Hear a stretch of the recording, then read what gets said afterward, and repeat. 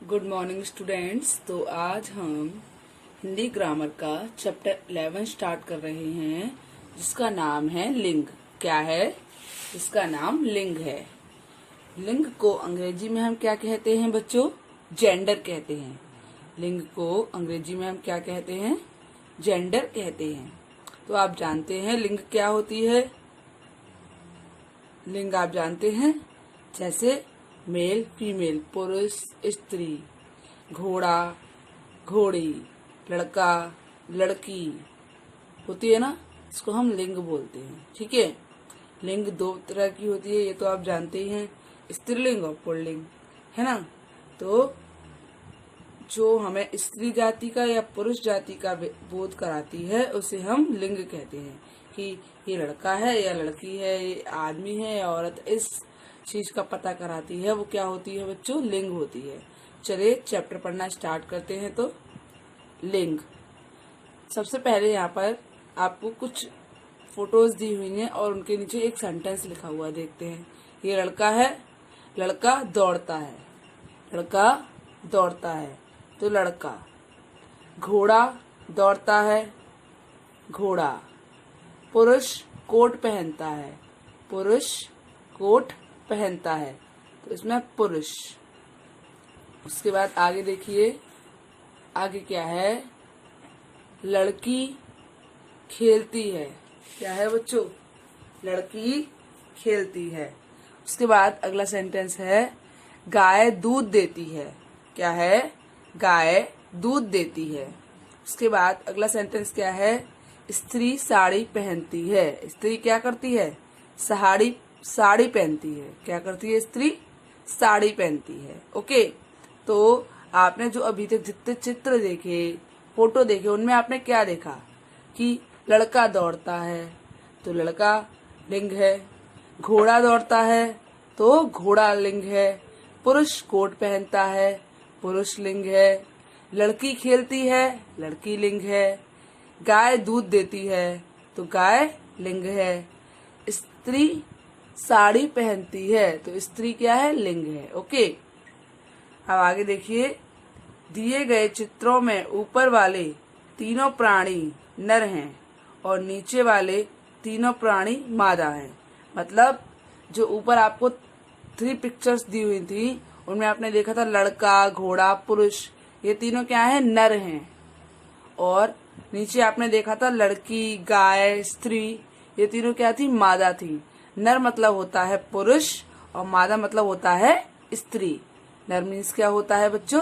पुरुष, और मादा मतलब स्त्री। तो ऊपर जो 3 फोटो दी थी वो नर थे और नीचे जो 3 फोटो दी हैं वो मादा हैं। चलिए अब आगे देखिए, आगे क्या है। तो आगे देखते हैं क्या लिखा है। याद रखिए। अब क्या है बच्चों? याद रखिए। हमको इससे पढ़ना है और याद रखना है। ओके। शब्द के जिस रूप से यह पता चलता है कि वह पुरुष जाति का है, पुरुष जाति के लिए प्रयुक्त है अथवा स्त्री जाति के लिए, मतलब जिस शब्द से हमें यह पता चलता है कि जो व्यक्ति है, जो प्राणी है, वो पुरुष जाति का है या फिर स्त्री जाति का है, उसे हम लिंग कहते हैं। उसे हम क्या कहते हैं बच्चों? लिंग कहते हैं। एक बार फिर से पढ़ते हैं। शब्द के जिस रूप से यह पता चलता है कि वह शब्द पुरुष जाति के लिए है, पुरुष जाति के लिए प्रयुक्त हुआ है अथवा स्त्री जाति के लिए, उसे लिंग कहते हैं। जब किसी शब्द से हमें यह पता चलता है कि वो पुरुष जाति का है या फिर स्त्री जाति का, मतलब हमने उसे किसके लिए बोला गया है, तो उसे हम क्या कहते हैं? लिंग कहते हैं। जैसे मोहन, छात्र, भैंसा, राजा, शिक्षक, शेर, मुर्गा, बैल आदि, ये सब क्या है? पुरुष जाति के लिए प्रयुक्त होते हैं। ये शब्द पुरुष जाति के लिए प्रयुक्त होने वाले शब्द हैं। ओके। आप जानते हैं प्रयुक्त का मतलब क्या है? प्रयोग। प्रयुक्त का मतलब क्या होता है? प्रयोग। एक बार फिर से बोलिए। मोहन, छात्र, भैंसा, राजा, शिक्षक, शेर, मुर्गा, बैल आदि पुरुष जाति के लिए प्रयुक्त होते हैं। मतलब ये शब्द किसके लिए यूज होते हैं? पुरुष जाति के लिए, मतलब पुरुष के लिए यूज होते हैं। ओके, चलिए उसके बाद अगला देखिए आगे।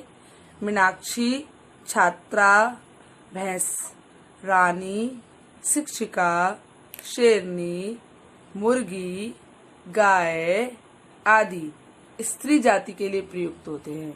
बाकी के जो अभी आपने सुने थे, मीनाक्षी, छात्रा, भैंस, रानी, शिक्षिका, शेरनी, मुर्गी, गाय, ये सब किसके लिए प्रयुक्त होते हैं बच्चों? स्त्री जाति के लिए। मतलब ये सारे शब्द स्त्री जाति के लिए प्रयोग किए जाते हैं।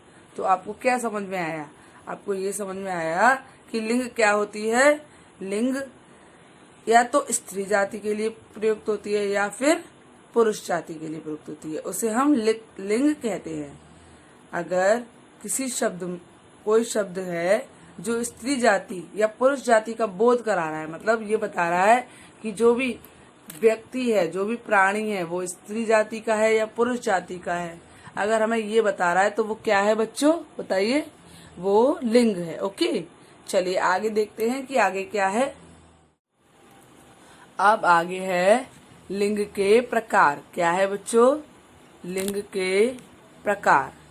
तो लिंग के प्रकार क्या होते हैं कि लिंग कितने प्रकार की होती है? तो हिंदी में लिंग 2 प्रकार की होती है। अंग्रेजी में तो आपको पता है लिंग 4 प्रकार की होती है। बताइए कौन कौन सी? Masculine gender, feminine gender, common gender, neutral gender. पर हिंदी में लिंग सिर्फ 2 प्रकार की होती है। हिंदी में लिंग कितने प्रकार की होती है? 2 प्रकार की होती है, पुल्लिंग और स्त्रीलिंग।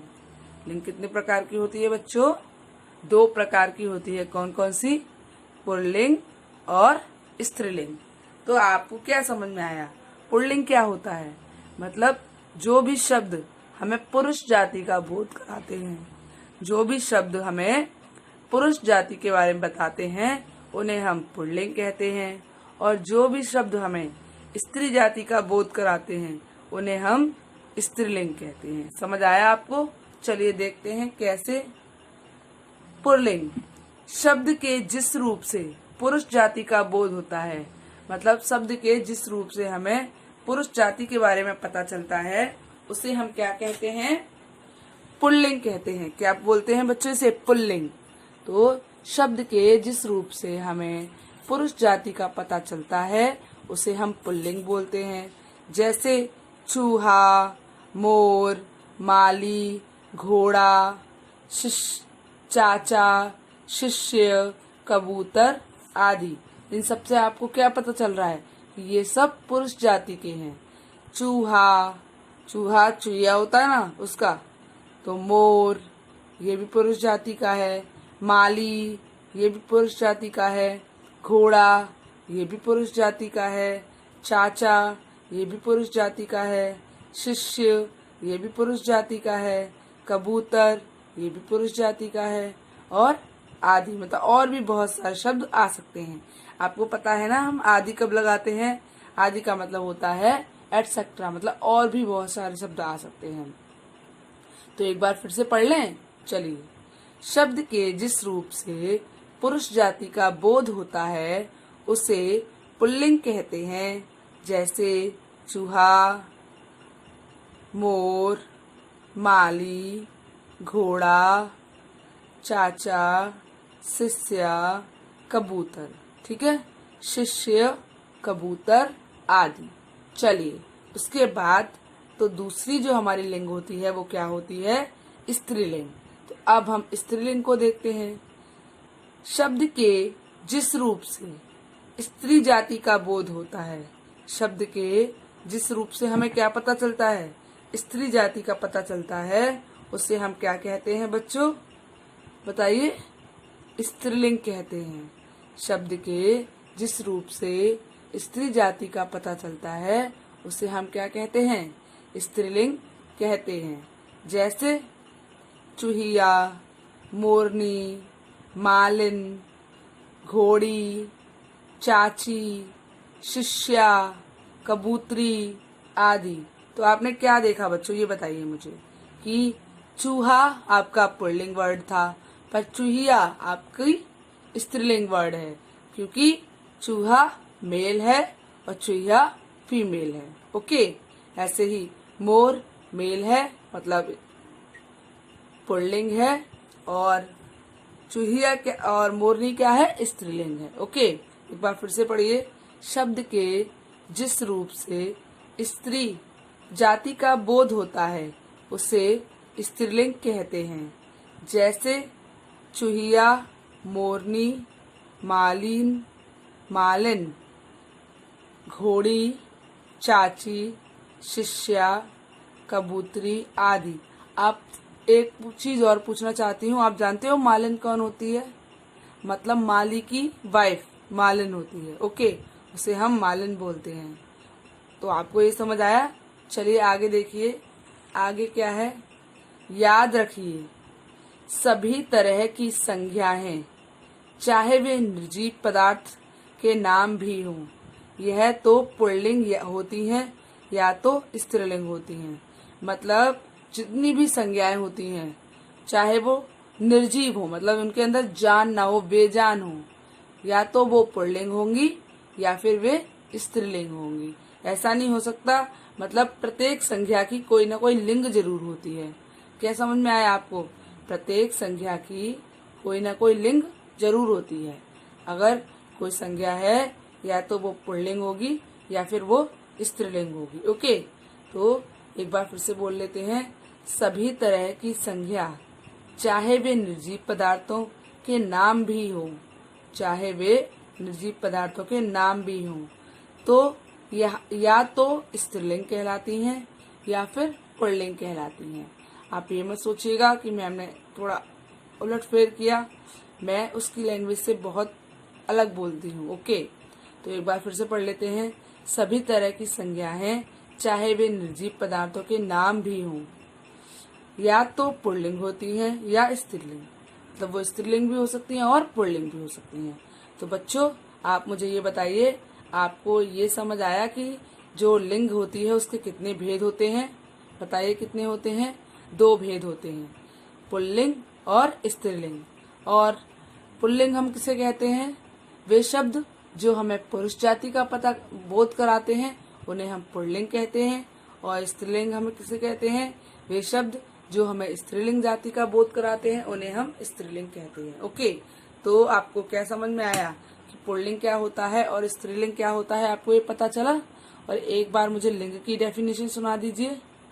बताइए क्या होती है? वे शब्द जिससे हमें किसी स्त्री जाति या पुरुष जाति का बोध होता है उसे हम लिंग कहते हैं।